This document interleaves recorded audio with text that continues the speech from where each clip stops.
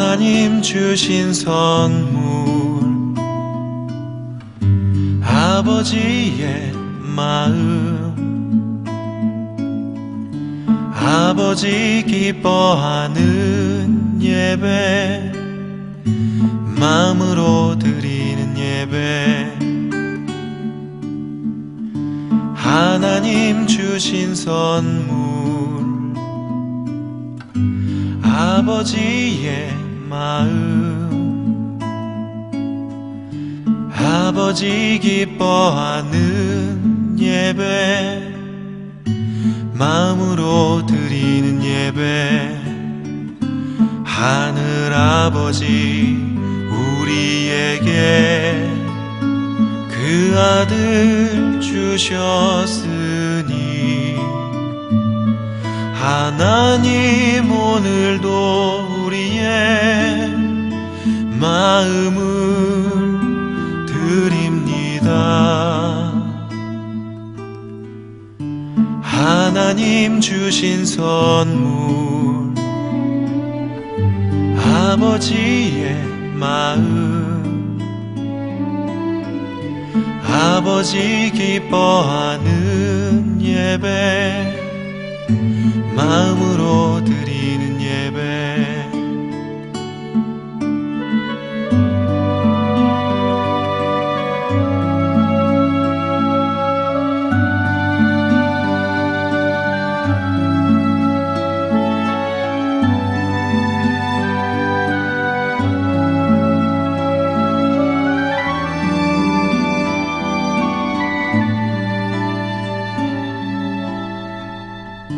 하나님 주신 선물, 아버지의 마음, 아버지 기뻐하는 예배, 마음으로 드리는 예배. 하늘 아버지 우리에게 그 아들 주셨으니, 하나님 오늘도 우리의 마음을 드립니다. 하나님 주신 선물, 아버지의 마음, 아버지 기뻐하는 예배, 마음으로 드리는 예배.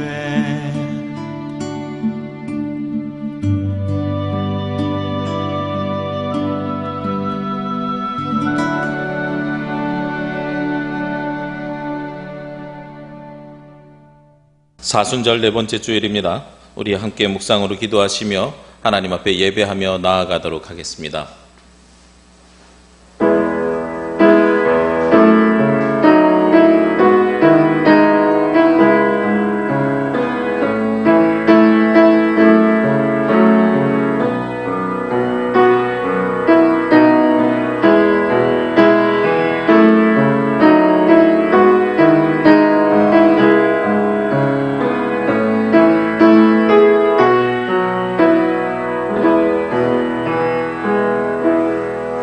그러므로 우리는 예수로 말미암아 항상 찬송의 제사를 하나님께 드리자. 이는 그의 이름을 증언하는 입술의 열매니라. 오직 선을 행함과 서로 나누어 주기를 잊지 말라. 하나님은 이 같은 제사를 기뻐하시느니라. 은혜가 풍성하신 하나님 아버지, 찬송과 경배를 드립니다. 힘들고 고통의 시간을 보내고 있는 귀한 자녀들에게 성부 하나님께서 죄인들을 구원하시려고 독생자를 아끼지 않으시고 세상에 내어주셨사오니 그 큰 사랑을 찬양합니다. 죄악 중에 죽어가는 우리를 살리시려 성자 예수님께서 십자가를 지시고 보혈을 흘리시며 고난을 받으셨으니 그 큰 은혜에 감사를 드립니다. 사순절 기간에 성령님의 감동함으로 이 모든 것을 깨닫게 하시고 저희들 심령의 구원의 감격이 넘쳐날 수 있도록 인도하여 주옵소서.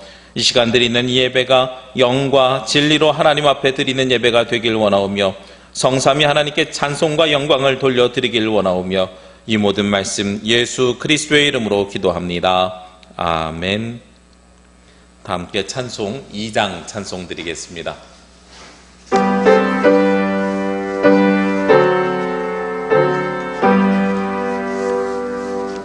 찬양 성부 성자 성령 성삼위일체께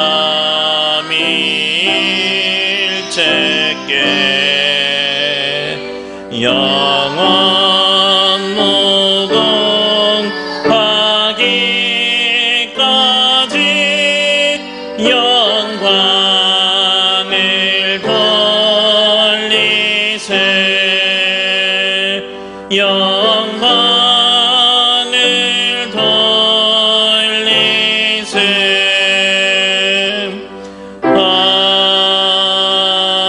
아멘. 교동문은 127번 사순절 네 번째 교동문입니다. 여호와를 자기 하나님으로 삼은 나라 곧 하나님의 기업으로 선택된 백성은 복이 있도다.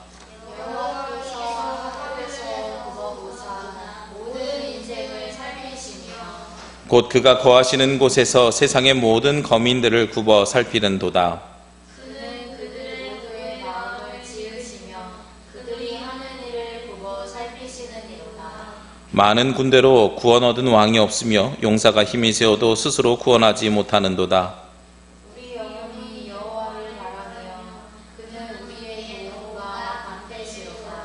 우리 마음이 그를 즐거워하며 우리가 그의 성호를 의지하였기 때문이로다.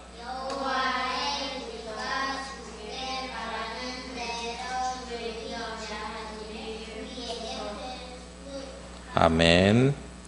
이 시간 다 함께 지난 한 주간 알고 지은 모르고 지은 모든 죄를 주님 앞에 자복하며 고백하는 자매의 기도를 올려드리도록 하겠습니다.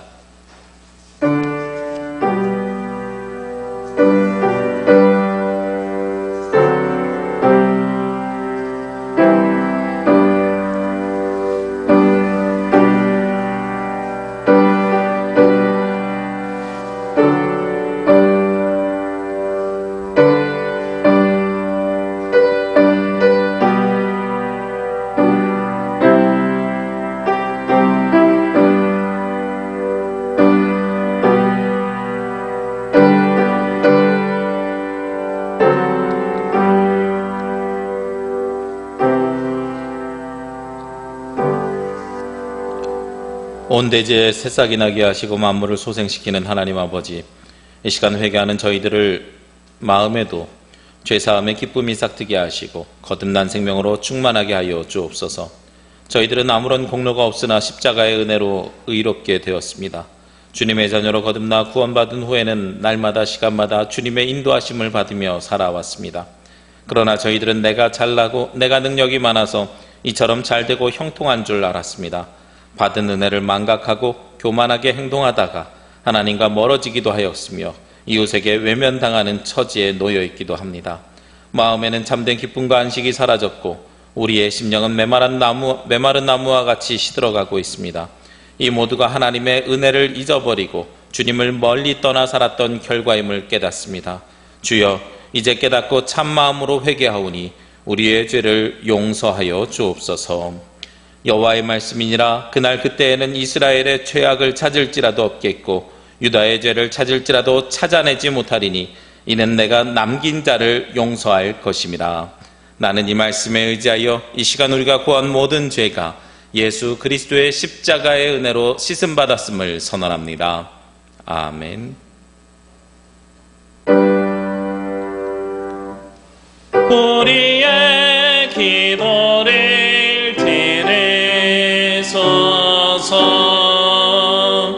기리에 기리에 엘레이손.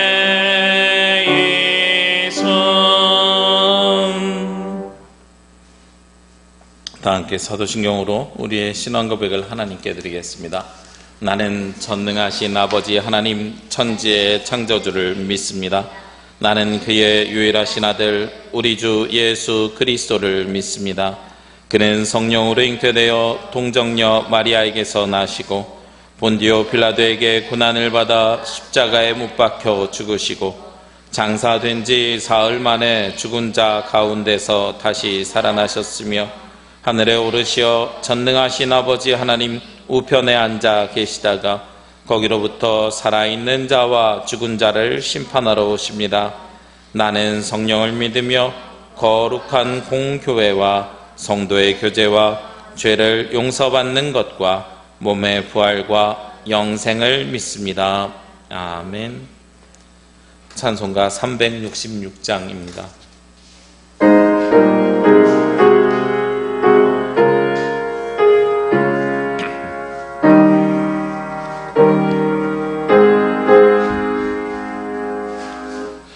어두운 내 눈 밝히사 진리를 보게 하소서.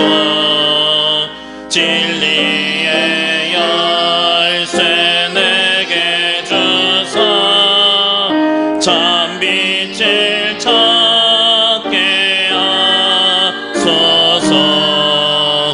기쁘신 뜻을 알고자 엎드려 기다리오니 내 눈을 뜨게 하소서.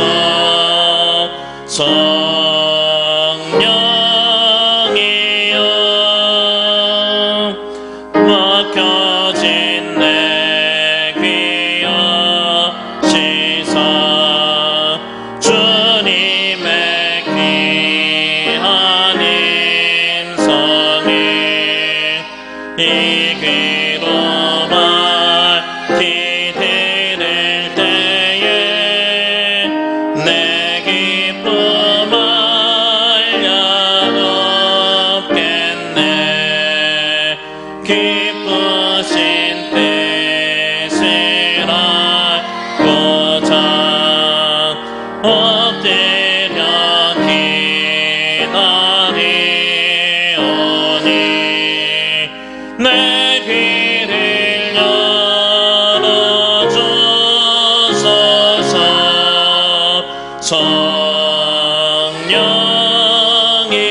성령이여 봉해진 내 입녀시사 복음을 널리 전하고 차가운 내 맘 녹여주사 사랑을 하게 하소서. 기쁘신 뜻을 알고자 엎드려 기다리오니 내 입을 열어주소서.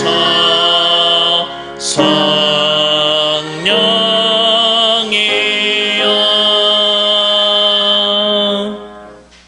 우리 이 시간은 우리의 마음을 모아 공동 기도를 하나님 앞에 올려 드리도록 하겠습니다. 창조의 주가 되시는 하나님, 죄악으로 가득한 이 세상에서 우리 모두를 구원하시기 위해 십자가를 지신 사순절에 우리가 서 있는 이곳에서 주를 찬양하며 예배하게 하시니 감사드립니다. 지금은 우리 그리스도인들 뿐만 아니라 세상이 아파하고 있습니다. 세상 모든 만물을 창조하신 주님의 역사가 이 땅 위에 함께 하셔서 치유하시고 회복시켜 주옵소서. 자비의 은혜의 하나님, 세계는 코로나19가 무섭게 확산되어 큰 혼란과 걱정과 공포와 두려움에 떨고 있습니다. 지금으로서는 세계의 정치, 경제, 사회, 외교가 매우 혼란스럽고 뚜렷한 대책도 세우지 못하여 어떤 상황이 발생할지 한 치 앞도 내다볼 수 없습니다. 아무리 사람의 지식과 능력이 많고 발달되었어도 보이지 않는 하찮은 코로나 바이러스 하나 막지 못하는 참으로 나약한 존재임을 깊이 깨닫고 고백합니다. 약할 때 강함 되시는 하나님께서 은혜 가운데 역사하여 주옵소서. 무한한 사랑을 주시는 하나님, 혼란의 세상 속에서 살아가는 하나님의 자녀들이 내적인 평안을 잃지 않도록 강하고 담대하게 붙들어 주시옵소서. 또한 코로나19로 인해 세상을 떠난 영혼들을 받아주시고 유족들의 슬픔을 위로하여 주시며 질병으로 고통받는 환자들을 속히 치유하여 주시옵소서. 대통령을 비롯한 국가 지도자들과 코로나19 예방과 퇴치를 위해 수고하는 각 부서의 공무원들과 생명의 위험에 극한 상황에서도 환자들을 치료하는 모든 의료진에게 건강과 지혜를 주시옵소서. 우리가 늘 동행하시는 하나님, 경제가 매우 어려운 상황에 직면해 있습니다. 경제인들과 소상공인들이 이 위기를 슬기롭게 잘 극복할 수 있도록 주님의 강한 팔로 붙들어 주시옵소서. 특별히 사회의 취약계층과 노약자들에게 건강을 허락하시고 물질의 어려움이 없도록 보살펴 주시옵소서. 우리의 인생을 예비하시는 하나님, 우리의 피난처이시고 요새가 되신 하나님만을 의지하며 구하오니 우리에게 새 희망을 허락해 주시옵소서. 황폐한 이 땅에서 전염병이 속히 사라지게 해주실 것을 믿고 고백하오며 이 모든 말씀 예수 그리스도의 이름으로 기도합니다. 아멘. 오늘 말씀은 느헤미야 1장 6절에서 11절 말씀입니다. 구약성경 느헤미야 1장 6절에서 11절 말씀입니다. 제가 봉독해 올리겠습니다. 이제 종이 주의 종들인 이스라엘 자손을 위하여 주야로 기도하오며 우리 이스라엘 자손이 주께 범죄한 죄들을 자복하오니 주는 귀를 기울이시며 눈을 여시사 종의 기도를 들으시옵소서. 나와 내 아버지의 집이 범죄하여 주를 향하여 크게 악을 행하여 주께서 주의 종 모세에게 명령하신 계명과 율례와 규례를 지키지 아니하였나이다. 옛적에 주께서 주의 종 모세에게 명령하여 이르시되 만일 너희가 범죄하면 내가 너희를 여러 나라 가운데 흩을 것이요 만일 내게로 돌아와 내 계명을 지켜 행하면 너희 쫓긴 자가 하늘 끝에 있을지라도 내가 거기서부터 그들을 모아 내 이름을 두려고 택한 곳에 돌아오게 하리라 하신 말씀을 이제 청하건대 기억하옵소서. 이들은 주께서 일찍이 큰 권능과 강한 손으로 구속하신 주의 종들이요 주의 백성이니이다. 주여 구하오니 귀를 기울이사 종의 기도와 주의 이름을 경외하기를 기뻐하는 종들의 기도를 들으시고 오늘 종이 형통하여 이 사람 앞에서 은혜를 입게 하옵소서 하였나니 그때 내가 왕의 술관원이 되었느니라. 아멘. 주여 우리 맘 여사 주의 말씀을 깨닫게 하옵소서.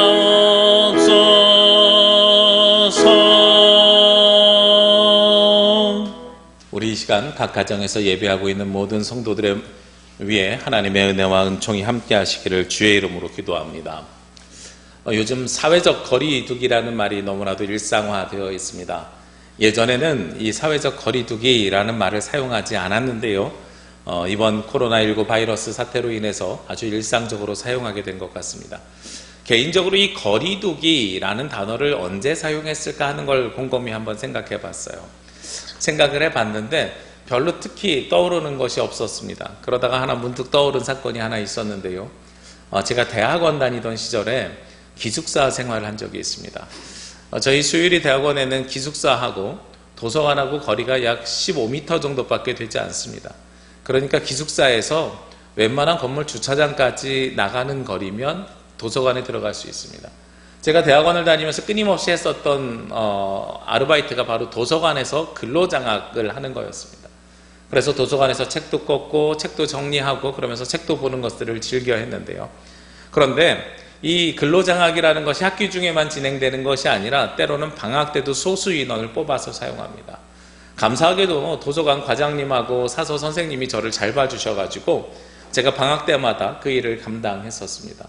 그리고 방학 때 저는 서울에 살아서 기숙사에 들어가지 못하지만 우리 옆에 있는 친구 목사님, 지금 목사님이고 당시엔 전도사님의 방에 제가 빈대 붙어서 같이 살았었던 적이 있습니다. 그렇게 자다가요, 어느 날 알람 소리를 못 들었나 봐요. 문득 눈을 떴는데 출근할 시간인 거예요. 그러니까 9시 반까지 도서관을 가야 되는데 딱 눈을 떴더니 9시 25분인 겁니다. 사람이 참 놀랍게도요, 5분이면 옷 입고 세수하고 양치하고 뛰어나갈 수 있습니다. 그리고 15m밖에 안 되는 거리이기 때문에 도서관에 정시에 딱 출근을 했어요. 근데 왠지 저에게 다른 사람이 모르는 혼자만의 찝찝함이 있습니다. 어떤 찝찝함이 있냐면 저의 생활 습관 중에 하나가 아침에 꼭 샤워를 하고 머리를 감고 나가야 되거든요. 그런데 5분밖에 안 남았으니까 어떻게 했겠습니까? 급하게 양치질 하지요, 세수하지요.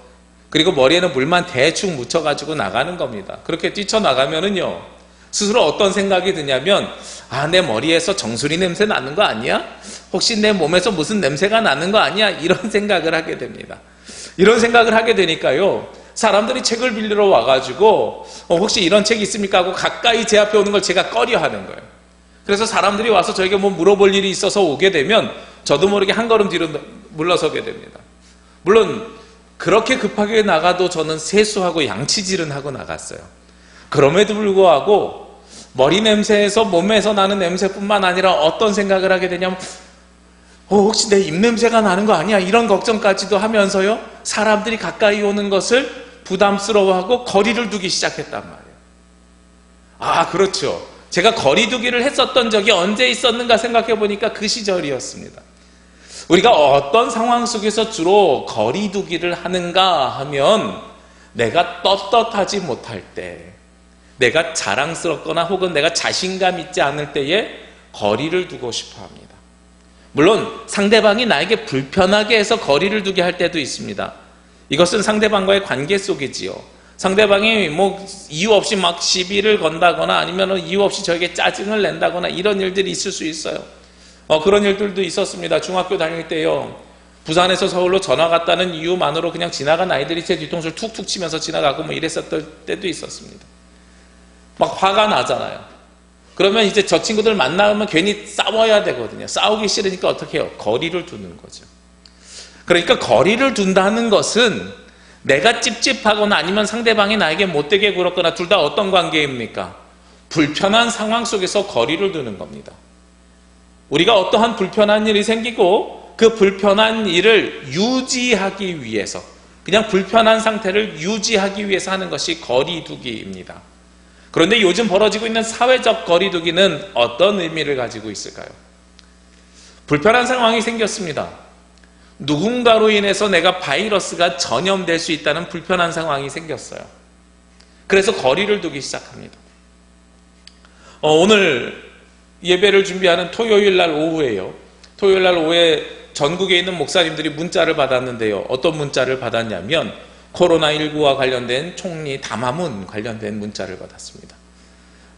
앞으로 학교가 개학하는 보름 동안은 종교시설이나 아니면 체육시설이나 여러 가지 집회시설에 모임을 자제해 줄 것을 권고하였고요. 권고라고 하지만 몇 가지 규칙이 있어요. 7가지 규칙이 있는데 2m 이상 거리를 둔다든지 아니면 뭐 진행자도, 저도 설교할 때 마스크를 쓰고 설교해야 되는 거예요. 그 원칙에 따르면. 그러니까 이런 몇 가지 원칙들이 있는데 이 원칙들을 지키지 않으면 행정명령을 하고, 그리고 그 행정명령을 했음에도 불구하고 계속 진행하면 그 다음에 벌금을 부과하고, 그리고 혹시나 이러한 거리두기 상태에서, 사회적 거리두기가 권고된 상태에서 예배를 드렸는데 그 교회의 예배가, 그 집회의 모임이 전염의 통로가 되게 되면 구상권도 청구한다는 내용의 문자를 받아왔습니다. 참 어려운 시기죠. 그러니까 이 바이러스로 인해서 우리가 어쩔 수 없이 거리를 두고 있습니다. 우리 교회는 3주째 온라인 가정 예배로 드리고 있습니다. 아마 여러분과 저와의 거리가 지금 있을 것입니다. 아마 굉장히 먼 거리일 거예요. 여러분들은 저를 모니터로 이렇게 바라볼 수 있지만 저는 여러분들의 얼굴을 볼 수가 없어요.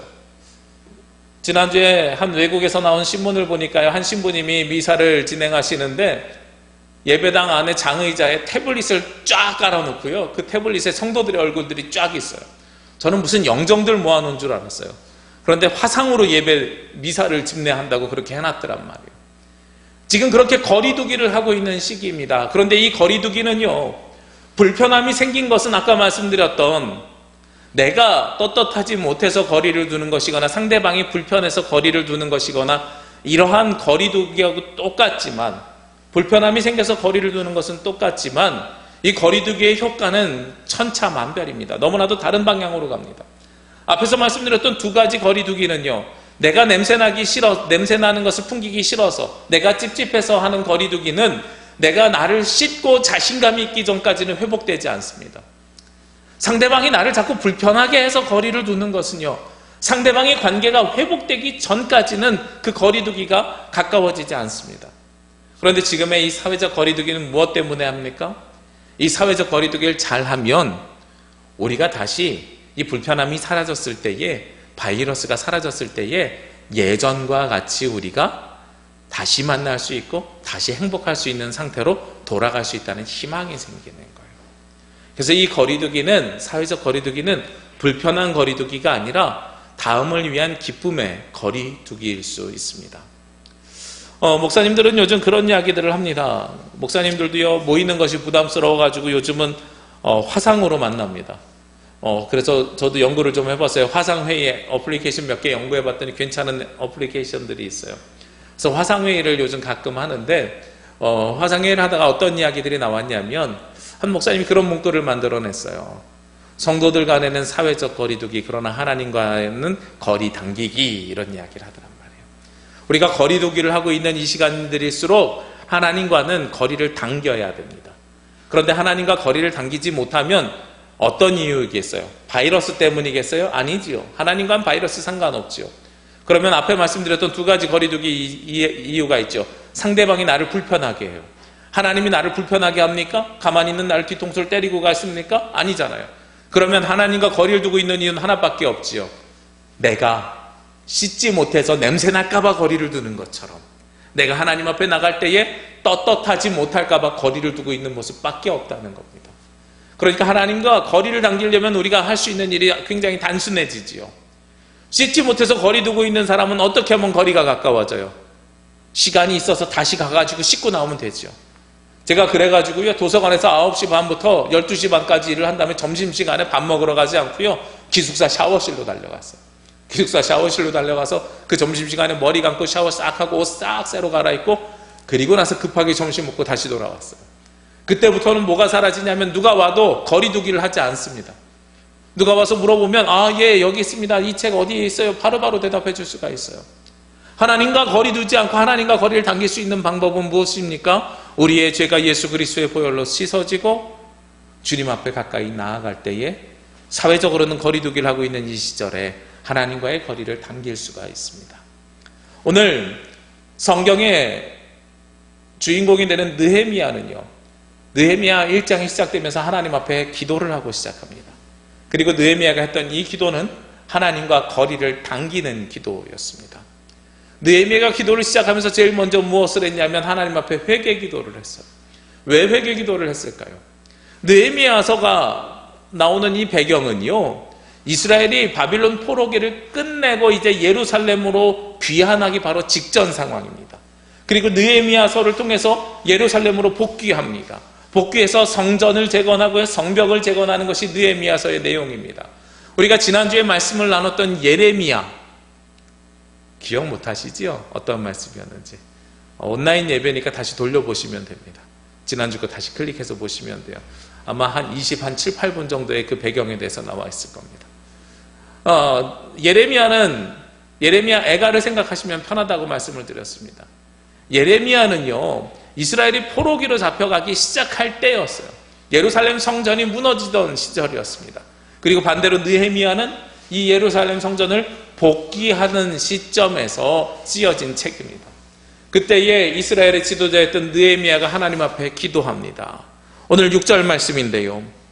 이제 종이 주의 종들인 이스라엘 자손을 위하여 주야로 기도하오며 우리 이스라엘 자손이 주께 범죄한 죄들을 자복하오니 주는 귀를 기울이시며 눈을 여시사 종의 기도를 들으시옵소서. 나와 내 아버지의 집이 범죄하여. 제일 먼저 무슨 기도를 합니까? 회개 기도를 시작합니다. 느헤미야가 이스라엘 성전이 재건되기를 바라고 이스라엘이 포로기에서 회복되어서 해방되어서 예루살렘으로 돌아가길 바라면서, 즉 회복과 재건을 꿈꾸면서 제일 먼저 했던 것이 회개 기도입니다. 우리도요, 지금 무엇을 바라야 되는 시점이냐면 이 고난의 시간이 끝나고요, 이 코로나19 상황이 끝나고요, 하나님께서 우리를 다시 회복시켜 주시고 재건시켜 주시기를 기대하고 바라는 시점이어야 됩니다. 저는 개인적으로 가지고 있는 소망이 하나 있습니다. 어떤 소망이 있냐면, 예전에는 큰 꿈을 가지고 있었지만 지금 그 꿈이 굉장히 작아졌어요. 어떻게 작아졌냐면요, 최소한 부활주일 예배만큼은 모여서 드렸으면 좋겠다. 매년 다가오는 부활주일 예배가 당연한 거였는데 올해는 부활주일 예배만큼은 이렇게 온라인으로 인터넷으로 드리지 않고 좀 모여서 예배했으면 좋겠다. 이게 소망이 되고 꿈이 됐어요. 아니, 부활절 제주시연합회 연합 예배까지 안 해도 돼요. 우리 성도들만큼이라도 모였으면 좋겠다. 지난 주간에 묵상하면서 기도하는데요, 매년 부활절처럼 달걀을 준비해서 만들어서 이웃에게 나눠줘야 될까? 아니야. 올해는 오후에 그 일을 하는 것보다 부활절 오전에 예배드리고 오후에는 모여서 서로 교제 프로그램을 가졌으면 좋겠어. 서로 잘 있었는지 몇 달간 보지 못한 것들을 얼굴을 보고 확인하고 기쁨을 누리면서 교제 나눴으면 좋겠다. 이런 꿈을 꾸게 됐어요. 어떻게 함께 모여서 예배드리는 게 꿈이 되겠습니까?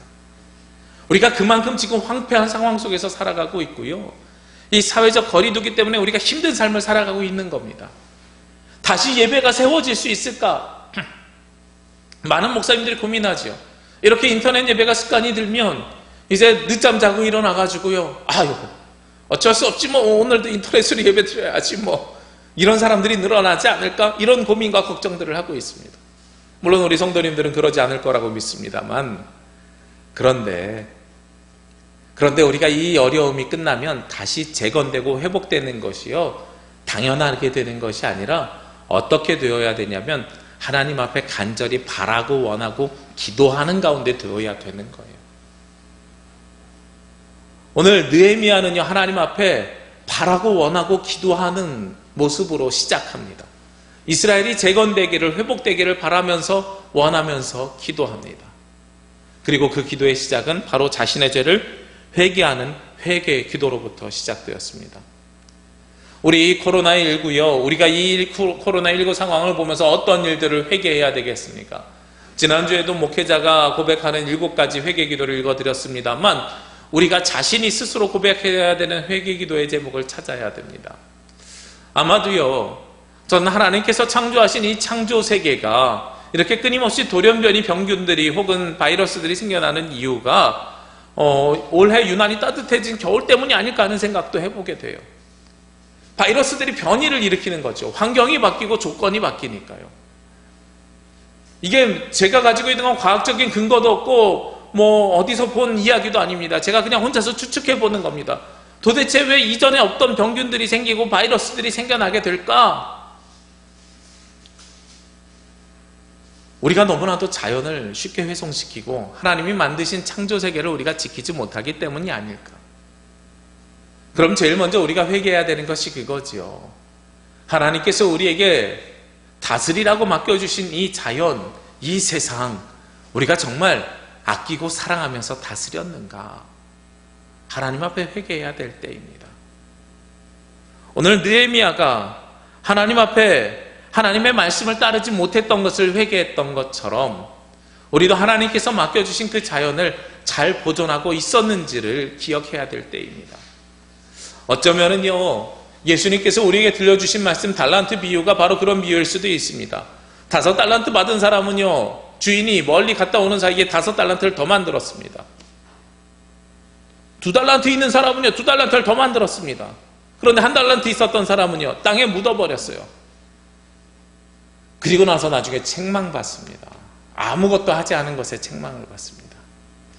저는 요즘 그런 생각이 듭니다. 차라리 아무것도 하지 않은 1달란트 받은 종이 낫겠다. 우리는 그 달란트를 뻥튀기 하겠다고 땅을 얼마나 훼손시켰으며 자연을 얼마나 훼손시켰으며 5달란트 내가 얻기 위해서 10달란트, 20달란트를 더 쓰고 있을지도 모르겠습니다. 그것이 바로 우리에게 지금 처한 상황입니다. 하나님께서요, 우리에게 사회적 거리두기를 하라고 하셨잖아요. 하나님께서 하신 게 아니라 사회적으로 우리가 그 이야기를 하죠. 사회적 거리두기를. 저는 이것도 하나님의 말씀이라고 생각합니다. 하나님께서 왜 우리에게 사회적 거리두기를 하라고 말씀하셨을까? 놀랍게도요, 자연으로 가니까요, 사회적 거리두기가 시작된 다음에 자연이 살아나는 것을 보게 됩니다. 물론 봄이 와서 꽃이 피는 것도 보게 되고요, 그리고 여러 가지 동물들이 뛰어노는 것도 보게 됩니다. 제가 지난 주간에 한라산을 다녀왔는데요, 깜짝 놀랐어요. 내려오는 길에 조금 늦게 내려왔더니 옆에 고라니들이 있었습니다.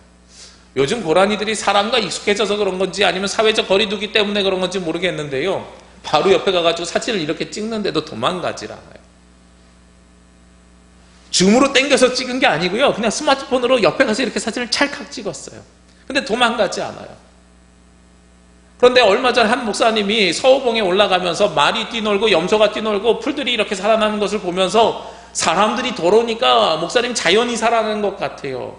동물들이 생기를 가지고 있어요. 이런 이야기들을 저에게 해주신 것이 생각이 났어요.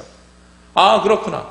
사람이 자신의 욕심을 위해서 자연에 덜 가니까 동식물들이 살아나고요, 자연이 살아나게 됩니다.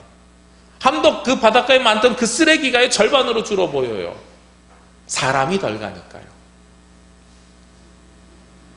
우리가 무엇을 회개해야 되겠습니까? 하나님께서 만들어주신 이 세상을 우리가 잘 다스리고 있는지, 아름답게 만들어가고 있는지를 회개해야 될 때입니다. 오늘 그리고 나서 오늘 느헤미야는 회개만 하는 것이 아니라 그 다음에는 역사를 기억합니다. 오늘 8절 말씀에 보면 옛적에 주께서 주의 종 모세에게 명령하여 이르시되 만일 너희가 범죄하면 내가 너희를 여러 나라 가운데 흩을 것이요 만일 내게로 돌아와 내 계명을 지켜 행하면 너희 쫓긴 자가 하늘 끝에 있을지라도 내가 거기서부터 그들을 모아 내 이름을 두려고 택한 곳에 돌아오게 하리라. 놀라운 말씀이지 않습니까? 모세에게 명령한 그 말씀을 기억하는데요, 우리는 보통 앞에 있는 말씀만 봐요. 너희가 범죄하면 너희를 여러 나라 가운데 흩을 것이다, 이 말씀만 기억해요. 그런데 하나님께서 그 뒤에 주신 놀라운 말씀이 있습니다. 만일 내게로 돌아와 내 계명을 지켜 행하면 너희 쫓긴 자가 하늘 끝에 있을지라도, 하나님 나라 들어오지 못할 만큼 끄트머리에 걸려 있을지라도 그들을 어떻게 해요? 내가 거기서부터 그들을 모아 내 이름을 두려고 택한 곳에, 하나님께서 그 끝에 하나님 나라 들어오지 못할 만큼에 있는 끝에 있는 사람이라도 하나님의 말씀을 지켜서 행하는 사람이라면 억지로라도 끌고 들어와서 하나님의 이름을 두려고 한 그곳, 하나님께서 약속하신 그 땅, 하나님께서 우리에게 주시고자 하는 그 땅에 우리를 들여보내 주실 것이다 하는 이 약속을 기억해내요. 오늘 느헤미야도 청하건대 기억하옵소서 하면서 하나님 앞에 기억해 주시기를 바라면서 기도합니다. 우리가 과거를 생각해내는 이유가 도대체 무엇 때문입니까? 요즘 코로나19를 보면서요, 정부 대응이 잘하느니 못하느니 뭐 이런 여러 가지 이야기들이 있습니다. 그런데 분명한 사실은 외신들이 볼 때 우리가 굉장히 잘하고 있는 것처럼 보이나 봐요. 그런데 제가 볼 땐 다른 사람의 눈 필요 없고요, 과거에 우리가 신종플루나 메르스를 대처했던 것과 어떤 차이가 있는가 하는 것을 한번 찾아봤어요. 굉장히 많은 차이가 있습니다. 신종 코로나나요, 메르스 때 있었던 일들을 반면 교사로 삼아서 굉장히 많은 시스템들을 개선했고요, 보완했습니다. 우리 질병관리본부 요즘 열일하고 있잖아요. 정은경 본부장, 모든 사람들이 다 알고 있어요, 그 이름을. 그리고 그 얼굴이 초췌해진 걸 다 걱정해주고 있습니다. 굉장히 잘하고 있어요. 열심히 하고 있어요. 언제 생겼는지 아십니까? 사스 때 생겼어요. 사스가 생긴 다음에요, 이런 일들을 예방하고 준비하는 컨트롤 타워가 있어야 되겠다 해서 그때 만들어냈어요. 그러니까 과거의 일을 기억하는 것은 굉장히 중요한 일입니다. 똑같은 실수를 반복하지 않고 우리가 앞으로 더 나아가기 위해서 굉장히 중요한 일이 바로 그런 것입니다. 하나님께서 우리에게 주셨던 그 약속을 기억하고 하나님께서 우리에게 무엇을 주실 것이라고 하는 그 약속을 우리가 기억하는 것 굉장히 중요한 일입니다. 그래서 우리가 하나님 앞에 기도할 때요, 회개 기도만 하는 것이 아니라 하나님께서 우리에게 주신 약속을 기억하고 그 약속을 간구하는 것. 하나님 우리를 회복시켜 주신다고 하지 않으셨습니까? 하나님께서 땅 끝에 있는, 하늘 끝에 있는 우리를 불러다가 하나님의 이름을 두려고 한 그 땅, 즉 가나안 땅에 우리를 넣어주시겠다고 약속하지 않으셨습니까? 그 약속을 기억해 주십시오 하고 주님 앞에 간청하고 간구하는 것. 그게 오늘 느헤미야가 했던 두 번째 기도입니다. 마지막으로 세 번째 무엇을 기도합니까?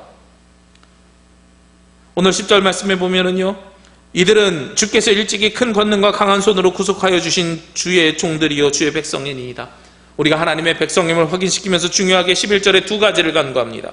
첫 번째는요, 주여 구하오니 귀를 기울이사 종의 기도와 주의 이름을 경외하기를 기뻐하시는 종들의 기도를 들으시고 오늘 종이 형통하여 이 사람 앞에서 은혜를 입게 하옵소서. 무엇을 기도한다고요? 형통하게 하옵소서 하고 기도를 하는 거예요. 우리가 하나님께 기도하면서요, 가장 중요하게 기도하는 것이 형통함인데 무엇이 형통한 거지요? 하는 일마다 잘 되는 것이 형통입니까? 머피의 법칙과 셀리의 법칙 중에서 셀리의 법칙이 적용되는 게 형통이에요? 이 두 가지가 어떤 차이인지 아시지요? 머피의 법칙은 꼭 그런 법칙을 머피의 법칙이라고 합니다. 내가 버스 정류장에 가니까 버스가 떠나요. 버스에서 내려서 길을 건너려고 하니까 파란불이었던 것이 갑자기 빨간불로 바뀌어요. 자판기에서 음료수를 먹으려고 동전을 넣었더니 내 앞사람이 딱 뽑아가고 매진이 됐어요. 나는 굉장히 운이 없는 사람이에요. 이게 머피의 법칙이죠. 반대로 셀리의 법칙은요, 길을 가다가요 그냥 걸어가고 있는데 자동으로 신호등이 켜지는 것 같아요. 버스 정류장에 도착하자마자 버스가 쫙 도착을 해요. 자판기에 음료수가 하나도 없었는데 내가 먹고 싶어서 자판기로 걸어갈 때 주인이 와가지고 음료수를 채워놓고 있어요. 나 오늘 굉장히 운이 좋은가 봐. 이게 바로 셀리의 법칙이잖아요. 셀리의 법칙을 우리는 보통 형통한 것으로 생각하지요. 아닙니다. 성경에서 이야기하는 형통함은요, 무엇이 형통한 것이냐면 하나님의 예비하심과 인도하심 가운데 우리가 그 뜻대로 살아가는 것을 형통하다라고 이야기합니다. 저는 이 형통함을 여러분들이 어디에 기억하셨으면 좋겠냐면, 오늘 말씀 속에서는 무엇이 형통하겠어요? 오늘 형통하게 하소서는 바빌론 포로로 살고 있던 사람들이 어디로 돌아가는 거요? 예루살렘으로 돌아가는데 그 돌아가는 일들이 하나님의 뜻 가운데 잘 해결되는 것, 즉 회복과 재건이 잘 되는 것이 형통이라고 이야기하겠죠. 요즘 우리 사회 속에서 사회적 거리두기를 하고 있는 우리 사회 속에서 무엇이 형통할까? 돈을 잘 버는 거요? 지금 그럴 수 없는 상황이에요. 세계 경제가 막 다 무너지고 있어요. 주식이 떨어지고 있어요.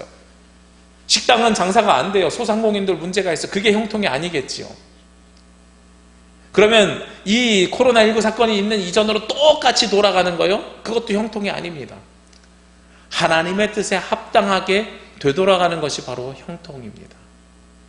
예전에 제가 우리 성도님들에게 그런 책을 한번 소개시켜 드린 적이 있습니다. 회복 탄력성이라는 책이에요.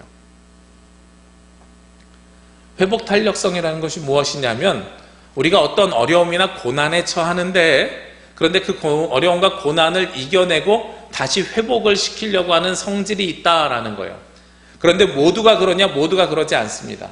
이 책을 좀 자세히 읽으면은요, 미국 하와이에 카우아이 섬이라는 곳이 있습니다. 카우아이 섬이라는 곳에서 1954년에 뱃속에 있었던 태아들을 대상으로, 즉 1955년에 태어난 아이들을 대상으로 여러 가지 환경과 조건들을 조사했습니다. 1955년이라 함은 2차 세계대전이 끝나고요, 그리고 한국전쟁이 끝난 뒤입니다. 그래서 하와이에는 하와이 원주민도 살았고요, 유럽 사람들도 살았고요, 일본인, 중국인, 한국인, 그리고 동남아시아에서 밀려 들어온 사람들, 굉장히 각계각층 사람들이 살았습니다. 하와이에 있는 섬 중에서도 가장 열악하고 힘든 섬이 바로 이 카우아이 섬이라고 그래요. 그래서 학자들이 무엇을 조사하기로 했냐면, 심리학자들이요, 1955년에 태어난 사람들 833명을 대상으로 무려 30년 동안 이 연구가 진행됐는데, 이렇게 열악하고 부족한 환경 속에서 태어난 아이들이 과연 잘 자랄 수 있을까? 여기에는 어떤 가설이 전제되어 있겠어요? 어려운 환경 속에서 태어난 아이들은 잘 자랄 수 없다 라는 가설을 전제했겠지요. 그리고 그것이 맞는지 이 아이들이 10살 때, 그리고 이 아이들이 18살 때, 그리고 이 아이들이 30살 때 보고서를 냈습니다. 물론 그들이 가설을 세운 것처럼 대부분의 사람들은 어려운 환경 속에서 자라나서 그런지 다른 지역에서 태어난 사람들보다 많은 교도소를 출입을 하고요, 경제적 형편이 좋지 않고요, 학력 수준이 낮음을 보였습니다. 그리고 나서요, 그 중에 에미 워너라는 한 학자가 약 201명을 추려서 집중 연구를 하기 시작합니다. 집중 연구를 하는데 깜짝 놀란 일이 있어요. 그 중에 약 3분의 1이 조금 넘는 72명은 가정 환경이 굉장히 불우하고 어려웠는데, 그럼에도 불구하고 이들은 상위 1%의 대학 성적을 갖기도 하고 모범생으로 자라나기도 하고 굉장히 훌륭한 성인으로 성장함을 목격하게 되는 겁니다. 자신의 가설이 틀린 거예요. 도대체 이해가 되지 않는 거예요. 부모가 미혼모였어요. 아니면 18살, 16살 미성년자들끼리 결혼해서 아이를 낳았어요. 아이를 낳고 엄마가 떠났어요. 아무튼 여러 가지 불우한 환경들이 다 있습니다. 경제는 찢어지게 가난해서 할아버지 손에서 자랐어요.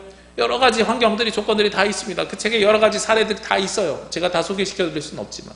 그런데 분명한 사실은 201명 중에 72명은 굉장한 모범생으로 자라서 사회에 굉장히 중요한 역할들을 감당하고, 인터뷰를 실행했을 때 인터뷰를 했던 인터뷰어가 너무나도 놀랐던 거예요. 왜 놀랐냐면 너무나도 안정적이고 오히려 나를 위로해주고 오히려 사회에 굉장히 중요한 일꾼이 되어 있음을 목격하고 위로를 받은 겁니다. 그러면서 에미 워너가 그때 만들어낸 단어가 뭐냐면 회복 탄력성입니다. 저들은 어떻게 저 어려운 고난의 시기를 다시 회복시키는 탄력성을 갖게 되었을까? 그리고 깊게 더 연구를 한 다음에요, 이 72명에게 공통된 공통점 하나를 찾았어요.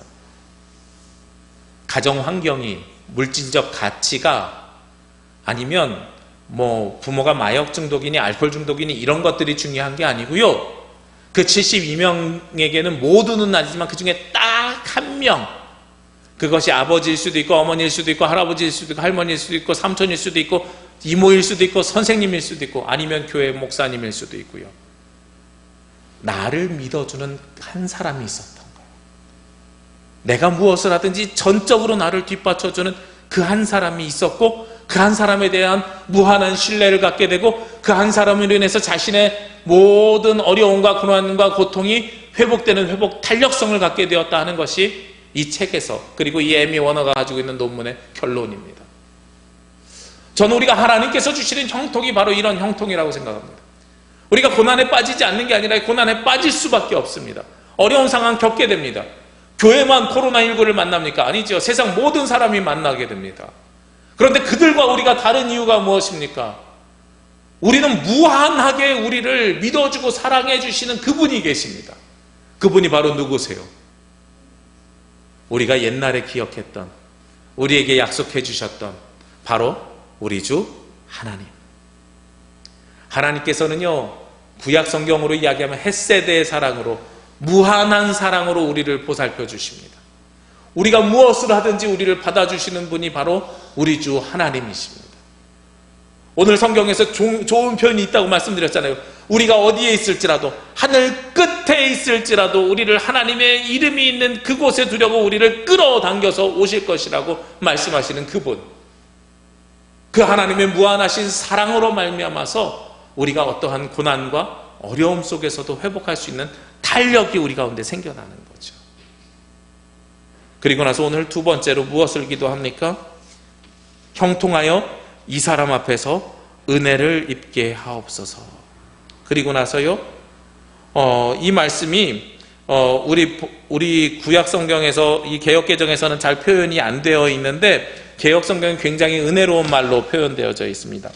두 번째 기도가 뭐냐면, 이제 주님이 종리하는 모든 일을 형통하게 하여 주시고, 이게 첫 번째 기도라면, 두 번째는 왕에게 자비를 입게 하여 주옵소서라는 거예요. 느헤미야가 누구를 위해서 기도하냐면 이방인 바사, 즉 페르시아 왕을 위해서 기도합니다. 왜냐하면 자신들이 포로기에서 해방되어서 예루살렘으로 돌아갈 수 있는 것은 전적인 하나님의 능력이지만, 우리 사회 속에서는 누가 그 일들을 해줘야 돼요? 우리를 지금 다스리고 있는 왕이 해줘야 되거든요. 이 코로나19 고난과 고통이 이겨내기 위해서는 우리 누가 잘 세워져야 되냐면 대통령이 잘 세워져야 됩니다. 여러분들 오해하지 마십시오.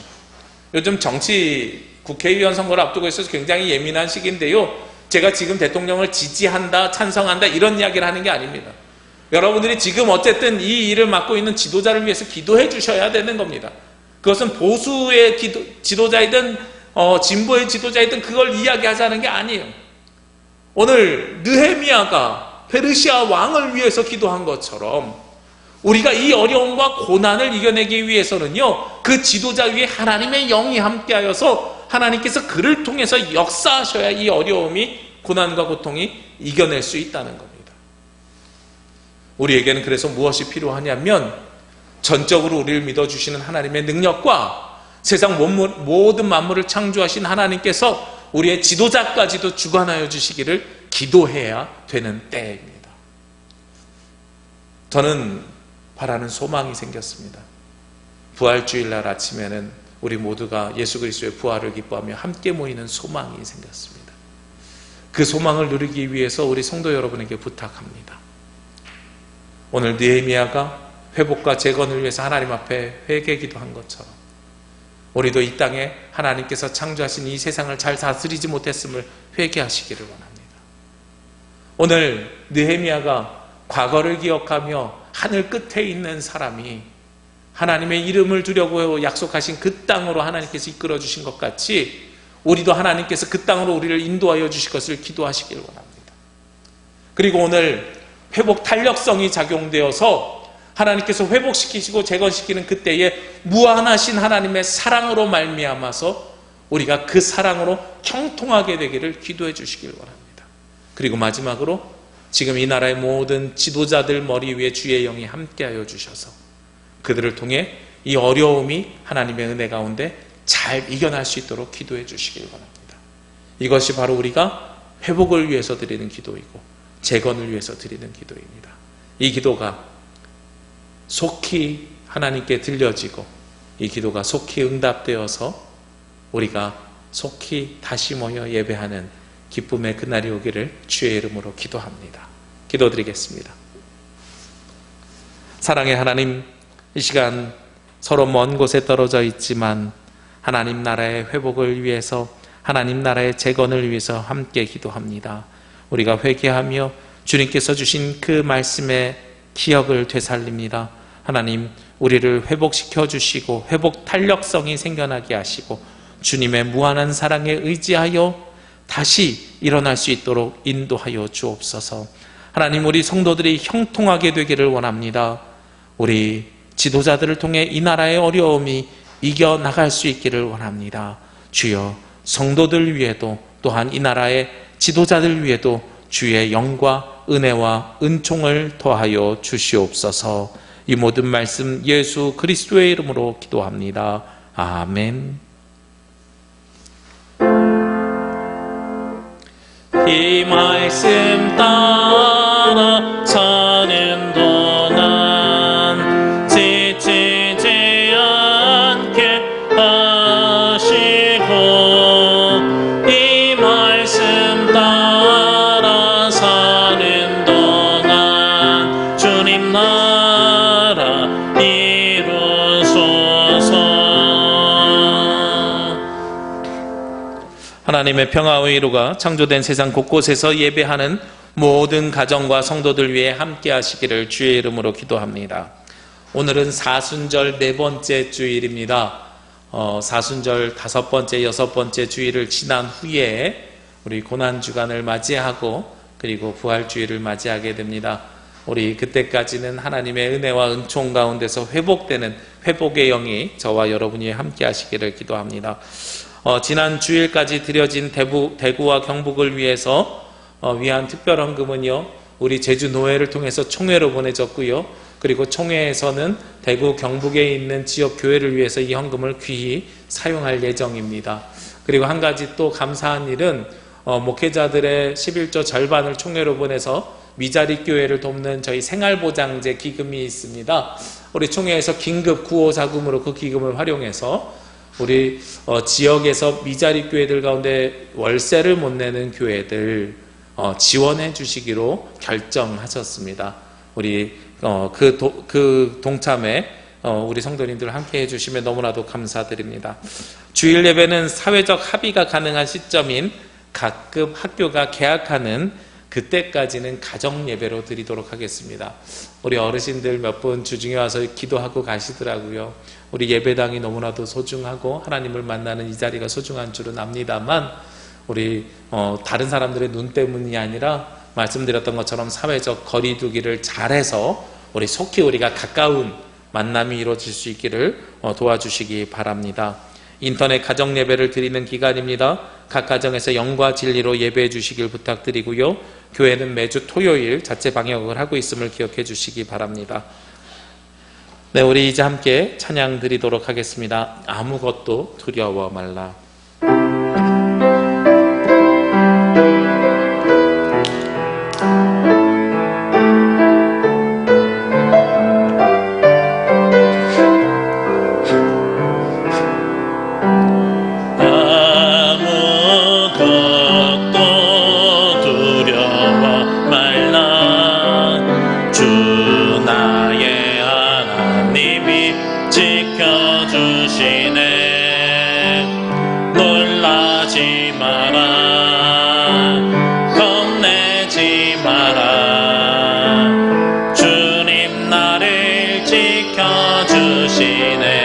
아무것도 두려워 말라. 아무것도 두려워 말라. 주 나의 하나님이 지켜주시네. 놀라지 마라. 겁내지 마라. 주님 나를 지켜주시네.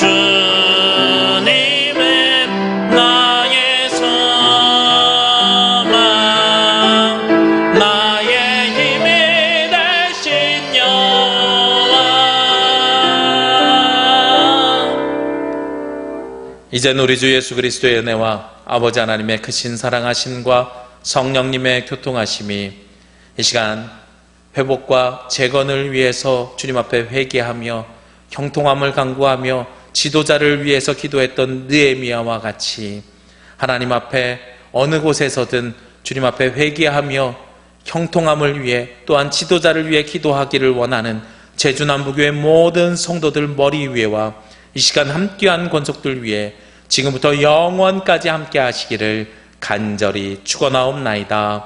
아멘.